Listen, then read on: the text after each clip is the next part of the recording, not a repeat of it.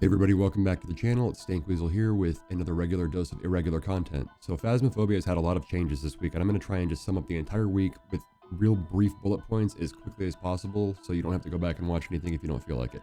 Alright, first off, Ghost AI changes.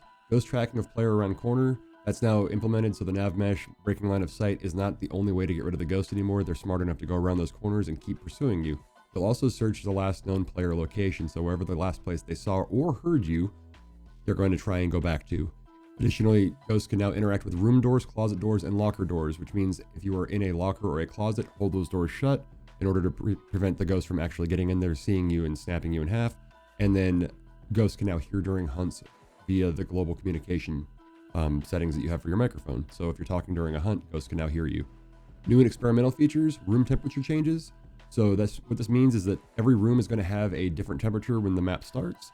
If you're playing on professional and the power is already off, the rooms will start at the lowest temperature already, so 5 degrees Celsius or 41 degrees Fahrenheit, which means that that's not where the ghost is, possibly. So get that power on as soon as you can. Thermometer now refreshes every 2 seconds. They got a big buff, so it's more accurate more often. And the variation in room temperatures implementation now means that you need to actually make sure you're in the room for at least 2 seconds to get an accurate reading. Make sure that power is on so that you know if the temperature is actually low or it's just old low from the temperature being out.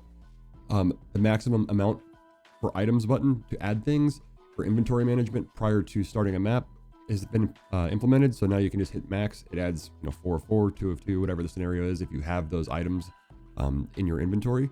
Ghosts can now interact with doors as well as closet and locker doors. New experimental feature. The candle is now placeable like a spirit book, so there's going to be an outline so you don't just throw it across the room like you're trying to commit arson or something like that. Dirty water has been removed as an objective, so no longer do you have doo-doo waters as that thing holding you up from completing the mission outright with 4 and out. And there's been a server region prefix code that's now added to the front of room codes for private games. Who knows? For professional, Fusebox will always start as off, and the room temperatures will always start at their lowest. So that's really the big change there. And then for fixes, quite a few of them.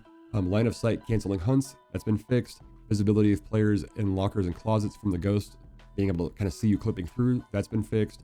Sensor items such as the light sensor, the infrared sensor, and the motion sensor being placed outside would break for the whole map if somebody stuck it outside, fixed.